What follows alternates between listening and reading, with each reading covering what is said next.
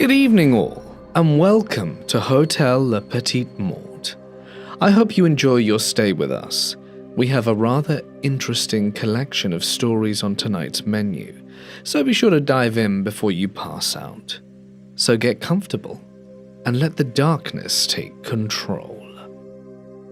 Several years ago, my father and I set out on a late evening drive to visit his parents in Atlanta, Georgia.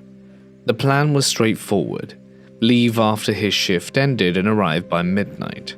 However, the night unraveled differently.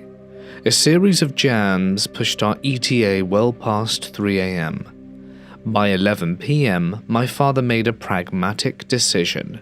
We'd find a hotel for the night and let his parents sleep undisturbed. Unfortunately, we hadn't accounted for two major events converging in the city that weekend: a regional baseball tournament and the Atlanta furniture market. Every reputable hotel was fully booked, and as options dwindled, we found ourselves pulling into a weathered Motel 6 on the outskirts of town. Bars lined the lobby windows, several panes were cracked or shattered entirely. It looked like a place that had seen too many bad nights. But sleep-deprived and out of options, we rationalized it was still better than the cab of the truck. As we stepped into the vestibule, a garbled automated voice attempted to greet us from a rusted wall speaker. It was so distorted it sounded more like a malfunctioning alarm than a welcome. The lobby, in contrast, was deceptively tidy, and the man at the front desk appeared polite, if exhausted. He handed us a room key without hesitation. What happened next took seconds, but I've replayed those seconds for years. We reached our assigned room, and I slid the key card through the reader. A soft click. I pushed the door inwards only to find it bolted. The metal swing bar lock was engaged from the inside. I leaned into the small gap and peered through the dark crack of the doorway. A sudden blur of movement, and then a snarl. 3 American pit bulls lunged forward, jaws snapping, nails scraping against linoleum as they strained against the leash of that half-latched door. My blood iced over. Behind the dogs, under a flickering ceiling light, sat a man calmly cleaning a shotgun on the bedspread. His eyes flicked up and locked with mine. Before I could react, a second man appeared, muscle-bound, wide as a refrigerator, with arms like railroad ties. He stepped into the doorway holding a semi-automatic pistol so plainly visible that it might as well have been a handshake. "What do you want?" he said. I stammered something about having to check in and this was our room. He didn't move. "It ain't." We turned and walked fast. Back at the front desk, my father calmly requested a refund. The clerk didn't argue, just an exhausted, long sigh. "Someone was in your room, huh?" My dad nodded. The clerk muttered, "Not again," and handed our money back with trembling hands. No further explanation offered. We woke our grandparents up at nearly 4 a.m. They were more relieved than annoyed. We locked the doors, turned the lights off, and tried to forget what almost happened. But even years later, every time I walk into a hotel room, I pause before turning the handle, just to make sure it's actually mine. This started off as a dream trip. Summer 1986. Me and my friend Stacy were going to Hungary, somewhere we'd been dreaming of going for years, and we'd saved up for 2 years just to achieve it. 2 22-year-olds from Manchester, finally free of university. And with not a care in the world, we had planned 3 weeks across Eastern Europe and Budapest. That was meant to be one of the highlights. But the second we stepped into this hotel, if you could even call it that, I knew something was wrong. The lobby was dark and stained with years of cigarette smoke. The clerk barely looked up from his newspaper when we walked in, and when he did, his eyes crawled over us like he was stripping us bare. I caught Stacy's eye. She just smirked. "Bit of a character?" she whispered, nudging me. Character. That's what she always called dodgy situations. I didn't push it. We were tired and sunburned, and this was where we were going to be staying. The room itself wasn't much better. Peeling wallpaper in some places, a sagging mattress, and a window that wouldn't lock. I stood there staring at it while Stacy tossed her rucksack on the bed and flopped on it like it was the Ritz. "I think we're going to get murdered in our sleep," I said to her. "Grace, it's fine. It's going to be 2 days." She kicked off her shoes and sighed. That night we went out to explore the city. The Danube shimmered gold in the streetlights, and everything felt warm and alive. I will say that the nightlife in Hungary, at least when we went, was fantastic. We found a little cafe that served cheap wine and goulash, and for a while the sketchy hotel was a distant memory. But as we were exploring the city, I noticed something. A motorbike. I saw it parked near the cafe when we left, and then again when we turned on the main boulevard. 2 men sat on it, both black leather jackets with helmets and visors. The reason it was so discernible was the fact that they had painted or stuck something on it that looked green and purple. It caught my attention when I saw it, so not so inconspicuous, and I still remember it all these years later. They weren't doing anything, just idling, engine humming softly as if waiting, and the fact that I'd seen them twice concerned me. But Stacy didn't seem to notice. As we turned down the alley leading a hotel, I felt a little silly saying it. "I think these guys have been following us." And she laughed. "Who?" "The bike guys." "Oh, Grace, they're probably just doing their own thing." I told her that they'd been tailing us for about 6 blocks, and she told me to calm down.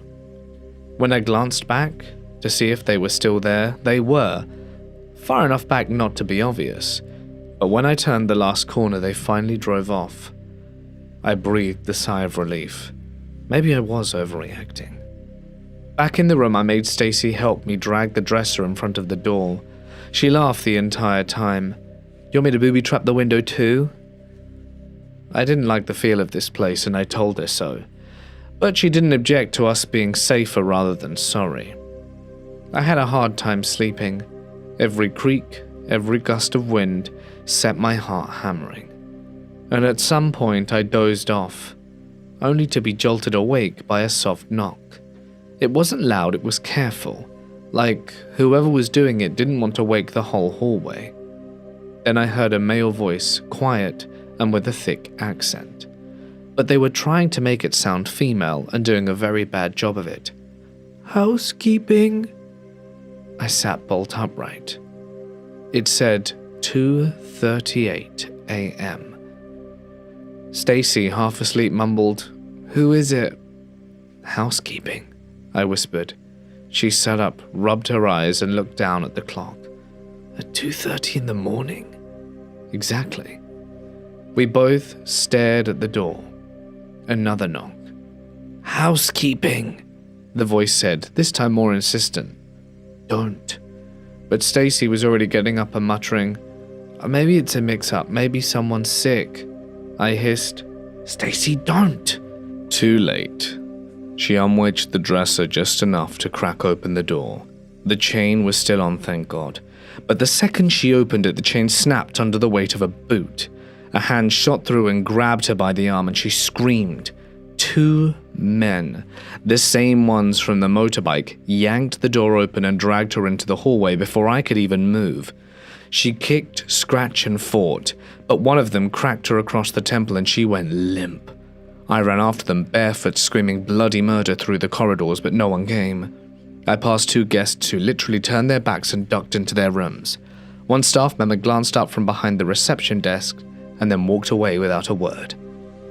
They were halfway to the exit when I saw it. A beat-up grey vehicle waiting just outside the front door's engine running. I screamed while shoving past a woman who was indifferent to the whole thing. I caught up just as they were stuffing her into the back seat. I threw myself in front of the car, arms and legs shaking.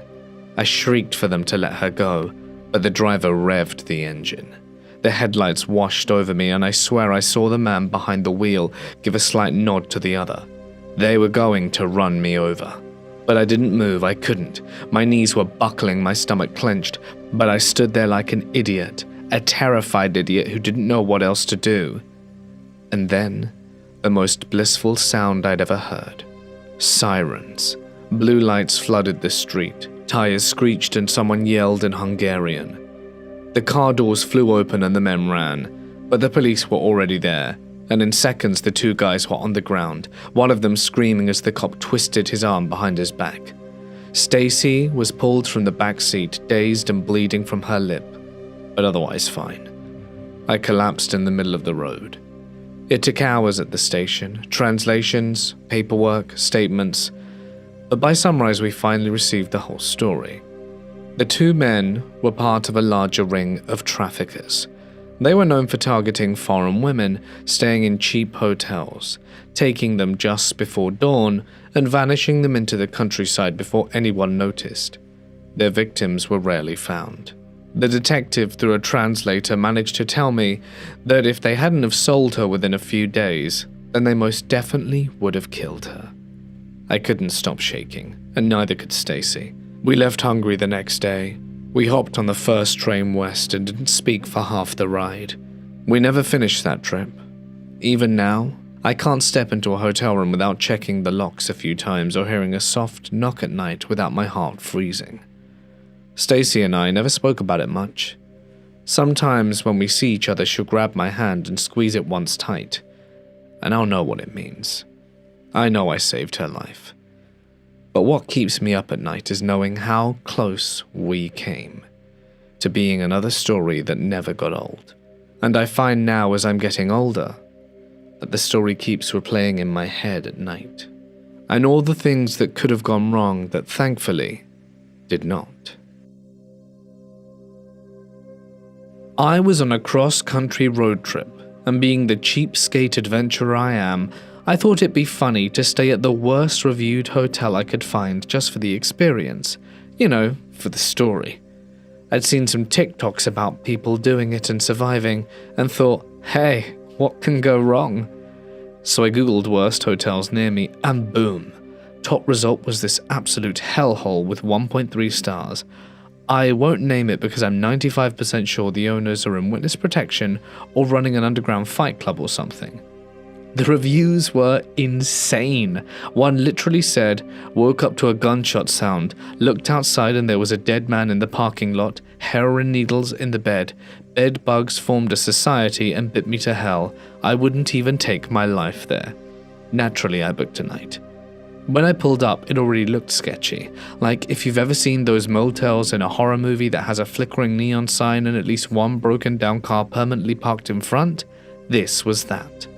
The guy at the front desk looked like he hadn't slept since Obama was in office. I got my key, an actual key, not a card, and he kinda just mumbled, "Don't leave anything valuable in the car, or the room." Thanks. I opened the door to my room, and immediately got hit with that unmistakable smell. A mix of mildew, broken dreams, and despair. The bed had cigarette burns, the curtains were stained with something reddish-brown that I was praying was ketchup, and I swear I heard something scuttle under the bed. The only light bulb in the room was flickering like it was trying to send out an SOS, and I sat on the edge of the bed. Big mistake. And I felt a sharp prick. I looked down, and there was a needle just chilling there. I backed up fast, and that's when I saw the bugs. I'm not an entomologist, but those bed bugs looked like they had a hierarchy. Like, I think one of them might have saluted me. I noped out of there, and decided I'd rather sleep in my car. But then, as I'm heading back out, I hear this loud bang, like a gunshot. I duck, peek through the blinds, and there's a body. Just there, not moving. Cop cars rolled in 5 minutes later like they were already on speed dial. That was it. I drove off and spent the night in a 24-hour Walmart parking lot, sandwiched between two RVs that looked safer than the hotel. I took 3 showers the next morning and still itched. Moral of the story? Don't go chasing clout, or bedbug monarchies. We took a road trip to California to go to a wedding in Sonoma County. We had our nice condo booked, but they didn't have any availability in our first night. Everywhere was sold out, and we had to stay at a Motel 6. It was in a sketchy area, but we weren't too concerned. I mean, how bad could it be? We are on the ground floor and right by the front entrance, and can see out our window. Well, at around 2 a.m. we hear a van pull up. A group of guys exits and starts banging on the room next to ours. They get in her room, and that's when we hear a woman yelling for help. I felt helpless. We have a young child and my little sister and her boyfriend with us, and I reached for the phone. I was about to call 911 when my sister pointed out that there's a police car sitting out front by the van. The officer was just sitting in his car doing nothing. Honestly, I was too scared to call the police and get involved. I called the front desk to let them know what we heard, and they said they would take care of it. Next thing I know, those guys are knocking on our door and trying to look through our windows. I'm trying my hardest to keep my 2-year-old from crying, and I legit thought at that moment our life was going to end. Snitches end up in ditches, right? We stayed extremely quiet, and after a few minutes, they got back in the van and left with the woman. We didn't get any sleep that night. Next morning when I checked out, I told the front desk about what happened, and asked about the 24-hour security guy that was supposed to be on the grounds. They explained to me that he didn't see anything. I was told I didn't see or hear anything. We got out of there fast. I called the corporate office and they gave us a full refund. Clearly it didn't cover the emotional damages of that night though, and to this day I feel like a coward for not dialing 911. I don't know what happened to that poor woman, and I am sorry. Years ago, I went backpacking with my then girlfriend. We were exhausted, dehydrated, and a bit sick, and desperate for a bed. The travel guidebook mentioned a place in a dusty corner of this city called the Star Hotel. On paper, it sounded decent enough. They gave us a room that felt like a repurposed storage closet, cramped, filthy, and one wall stained in this dried, sticky red fluid. The bed was barely wide enough for one person and had the softness of a cinder block. Outside, trucks and scooters screamed by non-stop, belching black smoke through the cracked window. The stench of fuel hung in the air like fog. From the same window, the view was, well, apocalyptic. A junkyard with half-burned vehicles, dogfights over bones, and a group of sickly people gathered around an open fire. Inside the building, all you could hear was men hacking up their lungs, and deep guttural throat clearings echoing through the thin walls over and over again. Two things made it worse. I was deep in the middle of a nasty bout of food poisoning, with explosive diarrhea, cramps, dehydration, the whole ordeal. Oh, and a hip injury from slipping down some rocks the day before, so I was limping like a zombie, praying each step wouldn't trigger my guts. To get to the room, we had to walk through this open communal bathroom area, more like a tiled corridor really, full of shirtless men shaving and brushing their teeth, or just standing around and spitting into drains, and every single one of them stared at my girlfriend, not subtly and not kindly. They stared with this hungry, intrusive look that made both of us deeply uncomfortable. She begged me to find elsewhere.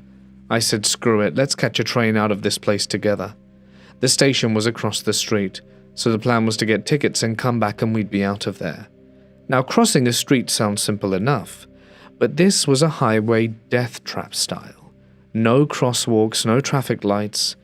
I limped into battle against motorcycles, buses, and livestock trucks, all while trying not to defecate myself. Before I left, I made sure to tell her not to open the door for anyone but me. And what should have been no more than a 10-minute errand turned into a half-hour odyssey. I reached the train station drenched in sweat, stomach boiling like a volcano, and while in line the pressure hit me. I was seconds from either passing out or unleashing hell in my shorts. But somehow, I got the tickets after a frustrating back and forth in broken English. Then came the dreaded road closing sign. limping, swerving, and nearly getting clipped by a motorbike. I finally made it back, threw myself into the tiny bathroom, and barely managed to get my pants down before everything inside me violently evacuated. I remember it so vividly. It was a mixture of pain and blessed relief. Whatever came out of me defied biology, and after cleaning it up, I went to the room and knocked our code phrase. She yanked the door open and pulled me inside, shaking and crying. While I'd been out, men had come to our door not once but several times, knocking, calling her pretty, and trying to twist the doorknob, whispering filthy things through the crack in the door. At one point they were actually rattling it, pushing against it, and she'd hidden in the bathroom frozen in fear. She told me she'd never felt as scared in her life, like an animal in a cage, waiting for slaughter. We fled, grabbed our bags and sprinted out of there, caught the first train out of town, and found a clean little guest house run by an old couple who gave us tea and extra blankets. We tried to forget about the experience after that night. Back in 2007, I went to California with my now ex-wife. We stayed for 11 days at a Best Western hotel in Los Angeles. We had a great time. Each day we would return to the hotel, go to the pool, and then have some good time in our room. After about 3 or 4 days, we're coming back to the hotel and see a new couple is now in the room next to ours. No big deal. We say hello and go back to our room. Later that night, we hear a lot of noise coming from outside. I get up and watch through the window as I see the guy who had just taken the room next to us yelling like crazy. The guy was returning from the nightclub just outside the hotel. Must have had a bad night with his partner. I was still naked at the time, so I didn't open the door and just got back to bed, watching some TV. Time flies, and about half hour later, I hear a huge noise coming from near my room's door. I get up again, and now the guy is back outside yelling, and he has a fire extinguisher in his hand. The noise I heard is this guy slamming the fire extinguisher against the vending machine. He literally destroyed it. Things right now were starting to be less funny. The thing about me is that I come from the small country of Switzerland. I've never been robbed, assaulted, or anything. I could leave my house open for days and no one would even come in to steal anything, and now I'm 10,000 kilometers from home, and a guy is ruining this hotel experience for me. But it gets worse. He starts slamming the fire extinguisher on our door and starts to yell that if we don't open the door, he will end our lives. And I'm behind the door, naked, and barely know what to say. I stayed there for 5 minutes trying to figure out what to do, and then I said something along the lines of, "Who are you? We didn't do anything." The guy was so upset he continued without listening. I got back to bed petrified, and then the guy decided it would be cool to throw the fire extinguisher in the hotel's pool and go back to kick some ass at the nightclub. The story could have ended there, but instead, half hour after that, I heard the local police come with about 3 cars. I got back up, just behind the door of my room, looking through the tiny hole that used to see who's ringing the door, and behind it, I see the same guy, his girlfriend, and 5 police officers. The guy's been handcuffed and is now being questioned in front of me. And here's the story. The guy and his girlfriend went to dinner, got pretty drunk, and decided to go to the nightclub near the hotel. Things were pretty good up until that point, where the girl started to get so drunk that she was flirting with every guy in the club. The boyfriend, understandably, got upset, and they began yelling at each other in the club. Club security got a bit upset with the guy and threw him out, letting the girl stay, saying the guy could come back later when he was over the yelling. The guy came back to the hotel, and for some reason, probably alcohol, started to think his girlfriend was in their room. That was the first step. When I heard the guy yell all over the hotel, naturally he hadn't had the room's door key, he came back to the nightclub. But then, security wouldn't let him back in, and he got so upset he decided to get a fire extinguisher and ruin everything in the hotel for his girlfriend. Except, of course, he couldn't access the room. The thing is, he was so drunk, he thought his room was our room. He thought his girlfriend was in our room. And don't forget, the girlfriend was neither in our room or theirs, she was still at the club. This is why he kept yelling at us.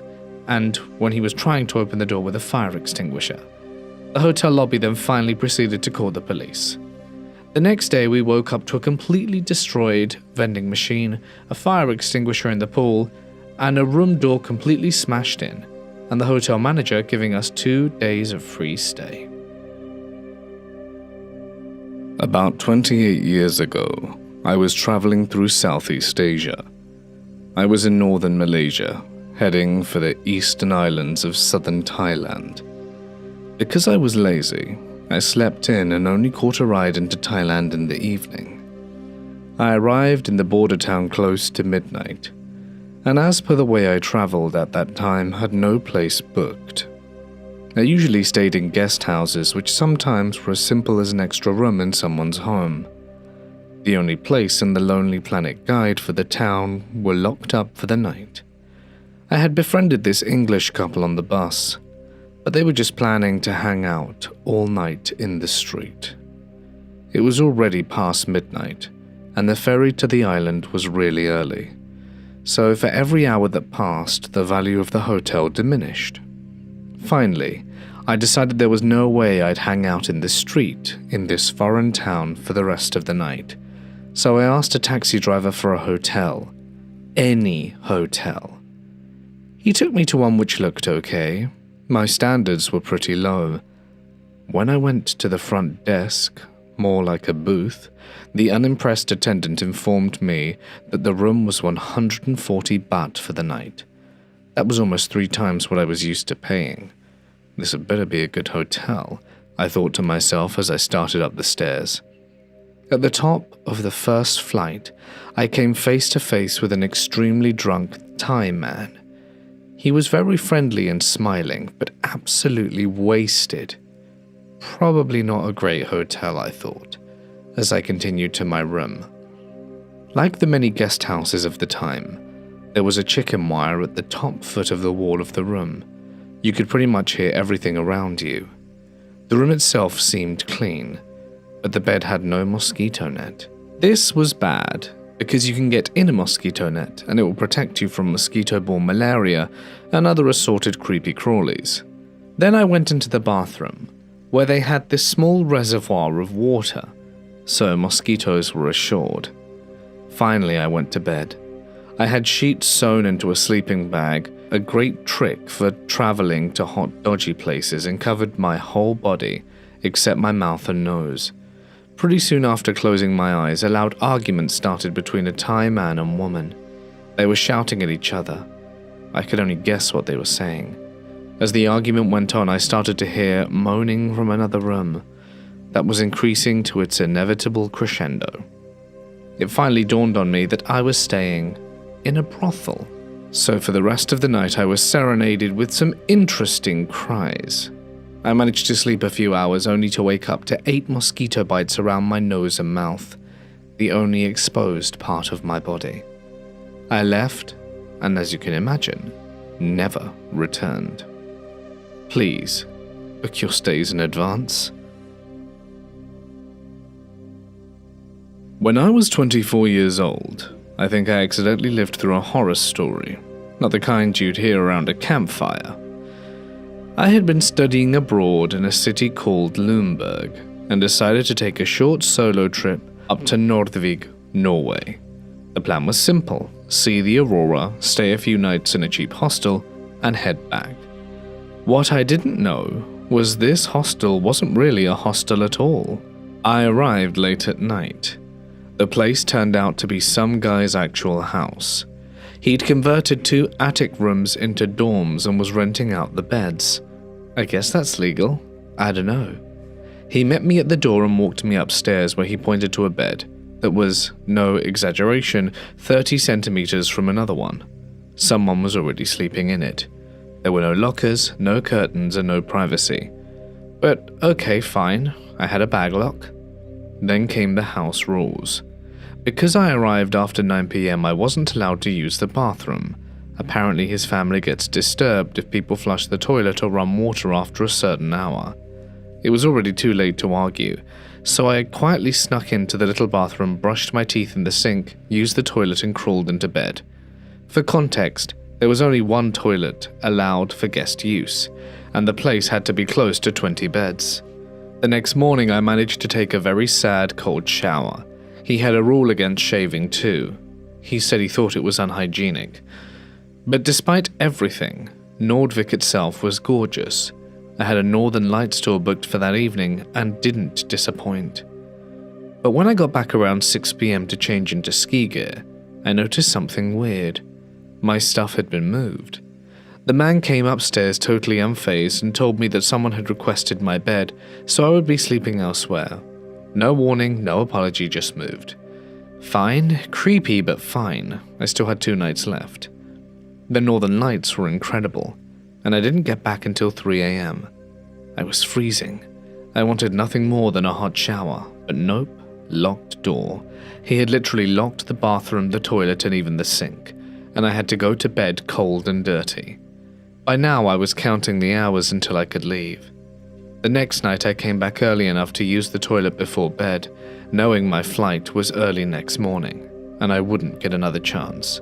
And then I woke up. The room was still dark and everyone else was asleep. But I felt it right away. Something was wrong. I had gotten my period. I sat up really hoping it wasn't bad, but when I looked down, there it was. A red stain in the bed. And not just the sheets, it had soaked through the mattress. The guy didn't even use mattress protectors. Of course. There was no private place to change, so I had to put a pad under the covers in bed, hoping no one noticed. I couldn't wash my hands before or after, and I felt disgusted. I grabbed my things, got dressed next to the front door, and bolted. I didn't look back. I half expected an angry message from the owner later, but nothing. I never heard from him again. I just really hope he cleaned that bed before the next guest. And if you're out there, and you ended up in a blood-stained mattress in a creepy attic hostel in Norway, I am so sorry. I used to work the graveyard shift as a night auditor at this hotel, and though most nights blurred together into routine paperwork and the occasional weird guest, there's one night I'll never forget, a night that shook me more than I care to admit. It started off like any other.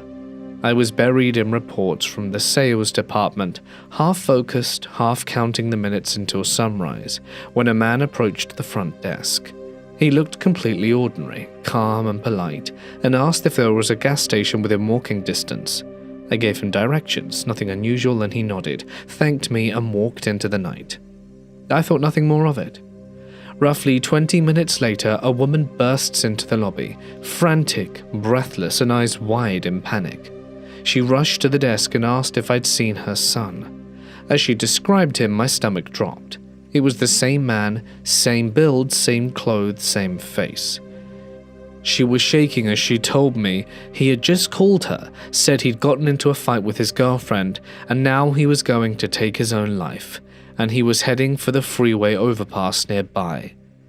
Before I could even process what she said, the man reappeared, silent this time. He didn't even glance in my direction, just walked past the desk and tossed his room key onto the counter like it meant nothing.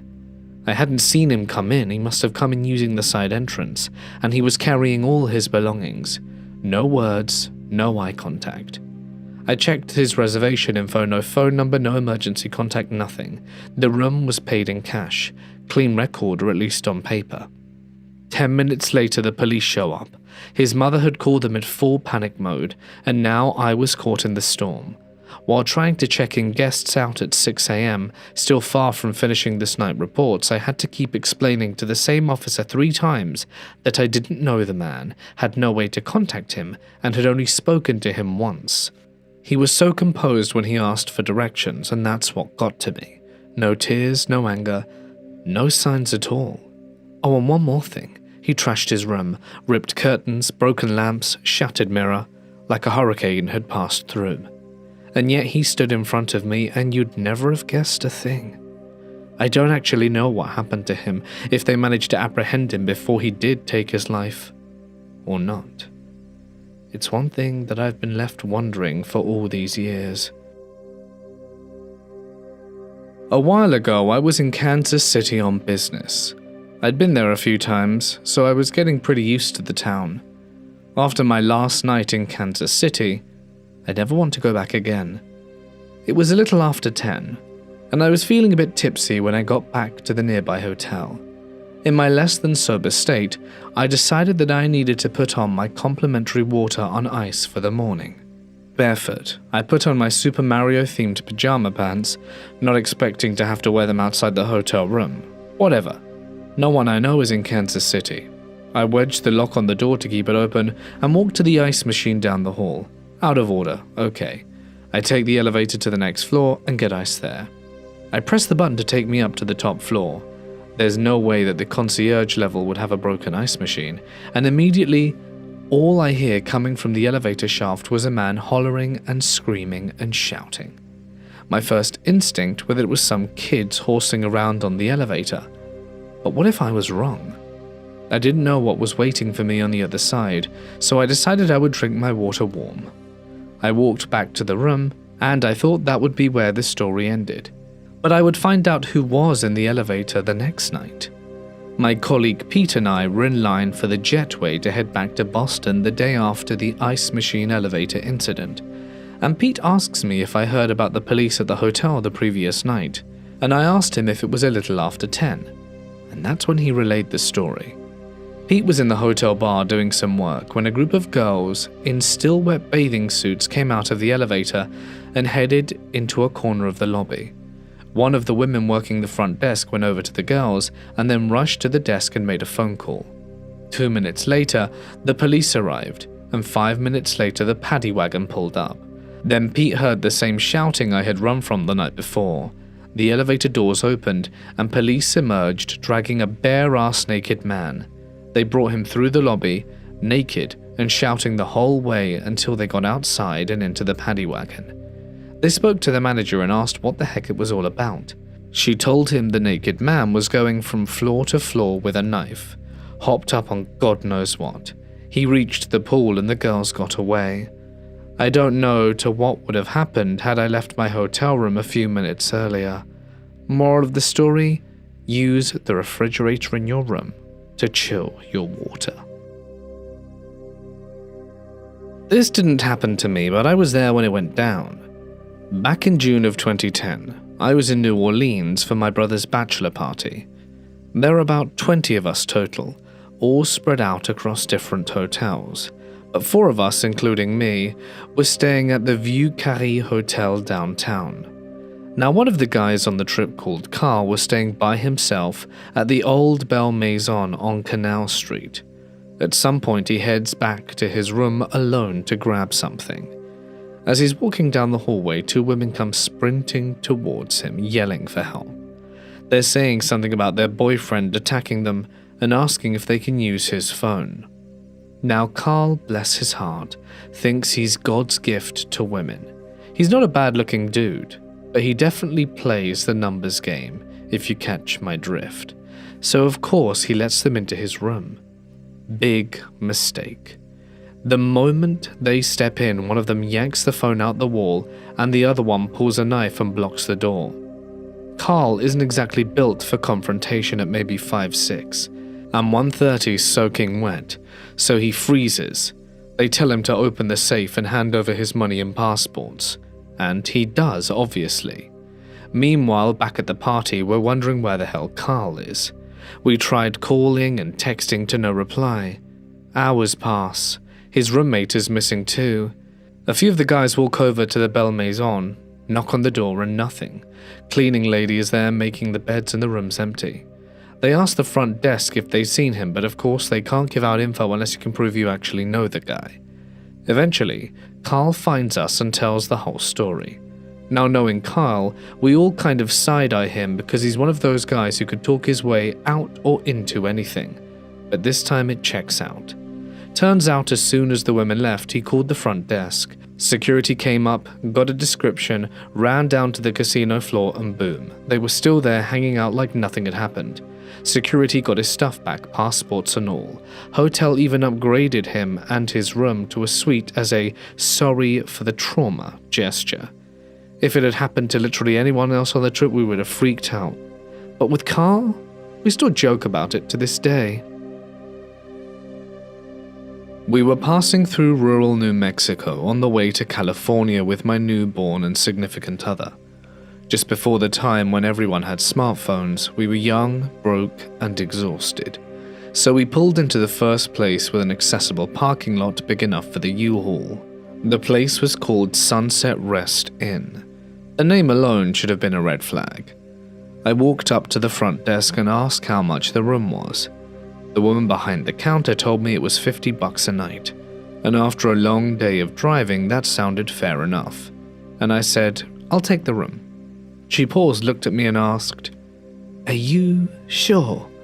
with a confused expression. This should have been my second warning.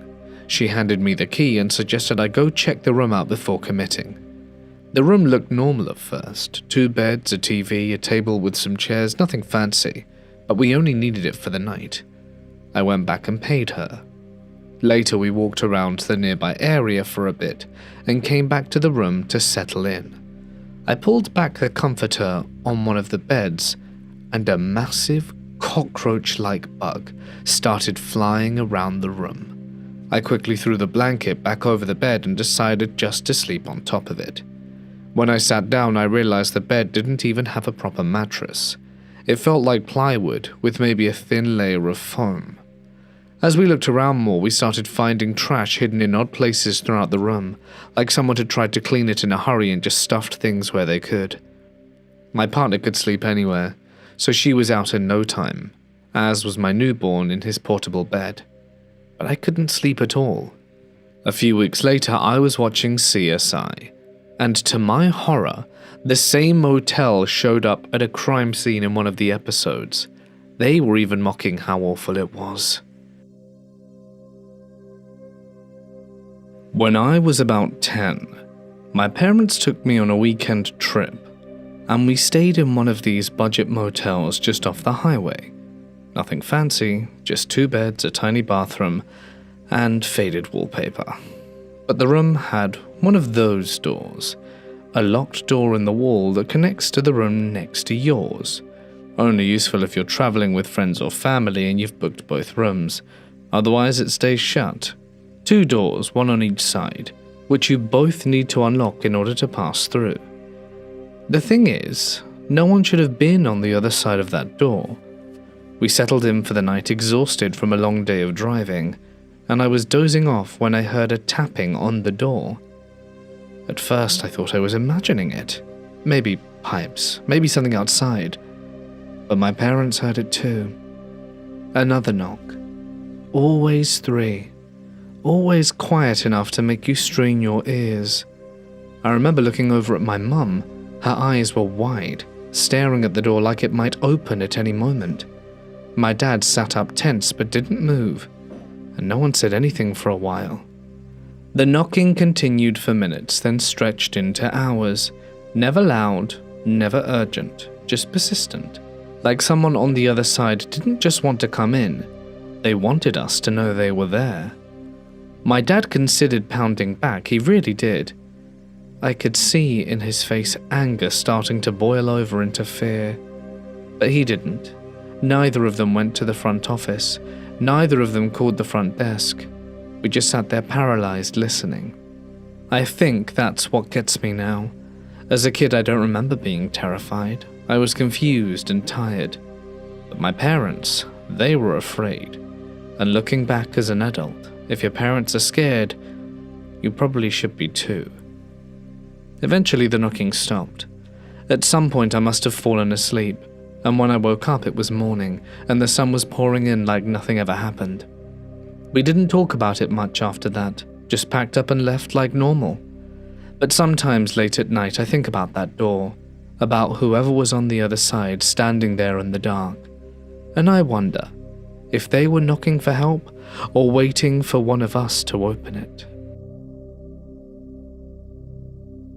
I worked at a hotel in Florida, a fairly upscale one. One day after a particularly bad string of thunderstorms, I went to clean the pool. They had an actual pool guy they called from time to time, but only when the pool was really bad. When I first looked at the pool, I brought the manager outside and told him I felt like it was out of my scope. The pool was covered in debris, leaves, plants, mulch and dirt. He told me he thought I could handle it, so I was like, whatever, guess I'm scooping this thing out with a net all day. So I start scooping, probably have been scooping for an hour or so, when this girl comes to the pool and asks if it's swimmable. I look at her with a face that implies that she must be joking, and I ask if she really wants to swim in that. She kind of shrugged and decided to lie down in a sun chair till I was finished scooping the pool out, which is fine by me. We started making small talk, and finally she tells me she just wanted to dip her legs in. She does so, and after about 10 to 15 minutes, I notice some weird-looking things swimming around the pool. And they're coming for her feet. I yell at her to get out now, and she looks at me like I'm crazy, but she leaves. I point, and she looks down, and there are about 10 to 12 of these large, weird water beetles, toe biters or giant water bugs. They are now gathering near the wall where she was soaking her feet. She freaked out hard and ran off, understandably so, and I assumed went back to her room to have a nervous breakdown. I went and got the manager and told him to either call the pool guy or do it himself, because I wasn't working with these monsters. He actually opened one of the pool filters and came across about 15 or more of them. It was a sight you don't unsee easily. My girlfriend and I went to a concert in a small city out east last summer. When we were booking our trip, we called just about every hotel in town and couldn't find a single available room. Finally, we got lucky, or so we thought. We found one vacancy at a rundown little motel on the outskirts. Relieved, we booked it immediately. As soon as we landed, our cab driver gave us a look when we mentioned the name of the place. "That's where you're staying?" he asked, already shaking his head. Then came the warnings. He told us it was rough, and man, he wasn't wrong. The motel looked like it hadn't been cleaned since the 90s. There was a massive dark stain on the carpet, definitely something that used to be red. Flies everywhere. And most of the other guests seemed to be checking in for very short stays. The whole place was run by a jittery guy called Mike, who lived there with 5 women that definitely weren't just roommates. We were uneasy but tried to brush it off, until Saturday afternoon rolled around. We came back at around 3 p.m. and walked right into a very awkward scene. One of the women was busy with a client in the front seat of an SUV, parked right in front of the front door in the middle of the day. No effort to hide it, like it was just part of the room service. From then on, we slept fully clothed on top of the covers. It didn't feel like anything in that room had been washed in a long time. To top it off, we found out that someone had actually passed away in that same room, burnt to death a few years earlier. There's even a video of it online. The guy who pulled him out? Yeah, it was Mike, the owner. He told us the whole story like it was a claim to fame, said he even got a medal for it. The way he told it, it involved drugs, a pimp, a fire, and chaos. So, yeah, if you ever find yourself in a place called the Lakeside Inn in some random small town, keep driving. Every year around Halloween, my friend Betty and a friend of hers embark on a road trip to explore haunted locations. These trips are usually extensive and can take a few days to reach their destination. One year, while traveling through a desolate area outside of coastal Texas, they decide to stay at a small, old motel for the night. Exhausted from their journey, they checked in, quickly prepared for bed, and fell asleep. During the night, Betty was awoken by the sound of the door unlocking. Assuming it was her friend retrieving something from the car, she closed her eyes and tried to go back to sleep. However, the noise escalated, and when she opened her eyes, the door was slightly ajar, with a man's arm reaching inside. Betty immediately jumped up and threw her full weight against the door to close it. She and her friend called the police, who took some time to arrive. The officers interviewed the woman, and when questioned the front desk clerk, the clerk appeared suspicious and was holding his arm strangely. However, due to the lack of cameras and witnesses, the police couldn't charge him. Betty couldn't clearly identify him either. Shaken by the experience, the women decided to leave immediately. With the police present, they packed their bags and continued their road trip, feeling less enthusiastic about their haunted destination. It was supposed to be just a place to sleep. One night in a Super 8 off the highway in Florida. We were driving through late and were really tired. The sun was going down, it was hot, and we just wanted a clean bed to crash in. But instead, we got a room that felt like it had been hastily scrubbed after something terrible had happened. Because the moment we opened the door, the smell hit us sharp and chemically. It's the kind of smell that sticks in your throat and makes your eyes water. Bleach, maybe even something stronger, like whatever they were cleaning with was soaked deep into the walls. Industrial smelling stuff. There were 2 beds, both with rusting, crinkling plastic covers over the mattresses. To us, it felt like something you might find in a hospital or a crime scene.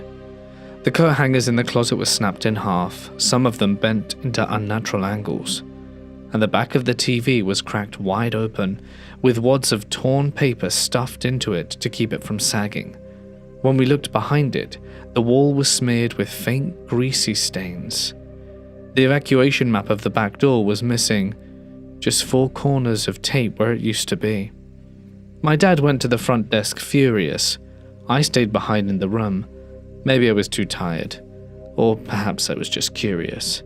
After almost an hour of arguing with the front desk clerk, some wiry guy with a crooked smile and deeply forced politeness, we were given the room next door. At least this one didn't smell like bleach-soaked death. The plastic covers were gone and nothing was visibly broken, but the metal security latch on the inside of the door, the one that keeps someone from kicking the door in even if they have a key, was torn clean off. Just 2 sheared bolts and a jagged outline where it had once been. We were too tired to drive again, too unsettled to sleep. We jammed a chair under the doorknob and took turns dozing with one eye open. Every sound outside, the creak of a floorboard, the groan of the ice machine, the hum of plumbing, frightened me. No one tried to get in that night, but the fear never left the room. It felt like we were being watched. We left at dawn, not even a goodbye at the desk. It wasn't until the next day after we'd shaken the worst off that everything finally clicked. The room we were first given, it hadn't been meant for guests. That wasn't a room that people stayed in. That was the cleanup room, the cover-up room. My dad overheard something the next morning while checking his credit card. The motel had been under investigation just a few months earlier. A transient woman had been found dead, maybe drugs, maybe worse. They never said. She was discovered some days after her death, when the next guest complained about the smell. In the heat, the body had begun to leak into the mattress, and stains had soaked through to the subfloor. They never bothered to replace it. They just doused it in chemicals and put a new sheet over it. And that's where they put us. On purpose, because the guy at the desk didn't like how we talked, didn't like that we were tourists. Probably. Who knows, really? He gave us the murder room, and when we complained, he put us 1 door down. This happened in the mid-2000s, way before rating portals were a thing. I was staying at a cheap hotel in Hamburg, Germany. Unbeknownst to me, basically across the street was/is Rote Flora, a theatre that's been squatted by anarchists and extremists since the 1990s. The night before, the people that lived there had beaten up a guy they believed to be a skinhead, nearly taking his life. The night I was in the area, police rolled in to apprehend a couple of suspects within earshot of Rote Flora. The whole scene was deteriorating into a minor riot very quickly. At 1 a.m., some of the squatters broke into the hostel and burst into our room, among others. Maybe they just wanted to hide there, but I suspect they prepared to hurl stuff at their pursuers through the windows.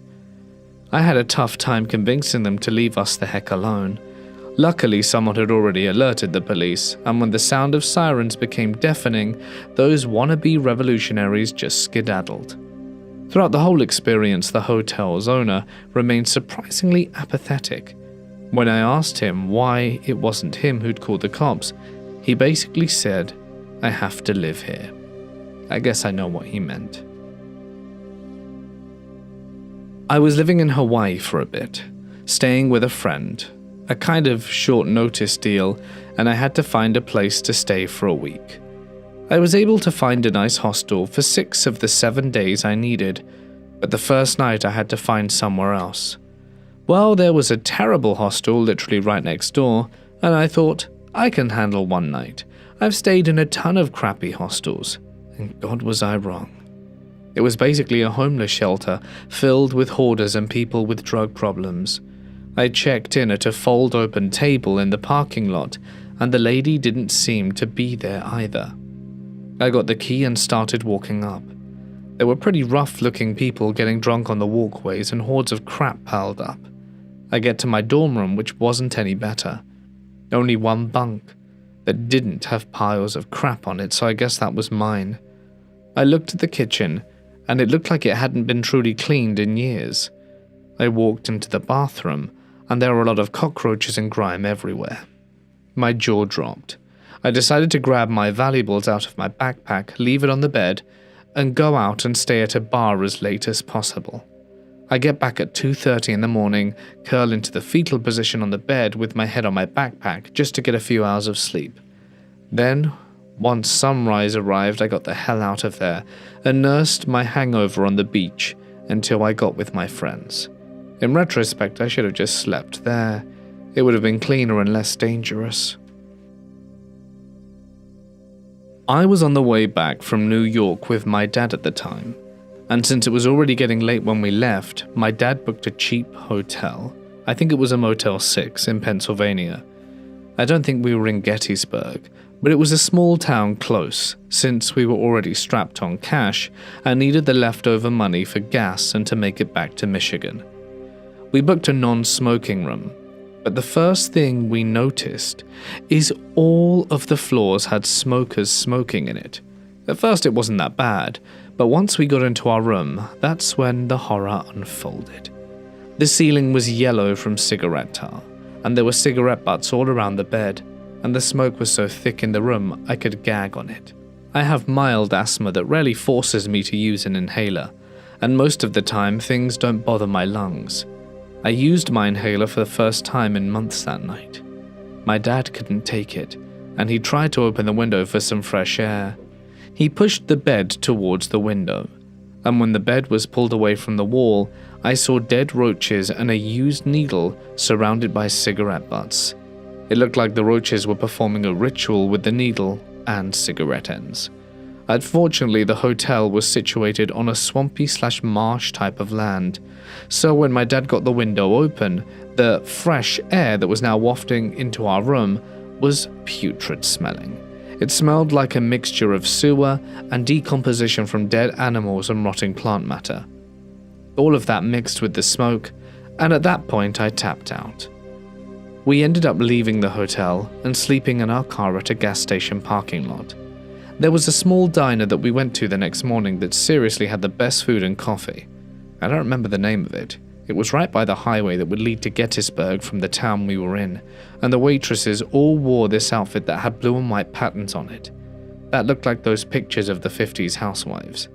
If anyone is around that area, I'd like to know what that place is called so I can go back there someday, but never to stay a night in that place. I went on a school trip, and I was sharing a very small room with only one twin bed for 4 high school kids. Co-ed as well, which ended up being fine. Just very uncomfortable for everyone. But in the middle of the night around 3 a.m., our singular window was shattered by a fist-sized rock that landed at the end of the bed. I was on the floor immediately, rolled under the bed to hide. I found that the carpet changed in textures and smells. It smelled like metal and urine. One of the guys who was sleeping on the floor as well stood up and looked out the now broken window and saw someone in a white hoodie and no pants running away with a rock in his hand. We didn't go back to bed. Instead, we all sat up against the wall, talking and trying to distract ourselves from the fact that a half-naked person just shattered our window. In the morning, when lights came through the hole in the wall, I saw that the stain under the bed was most likely blood and urine.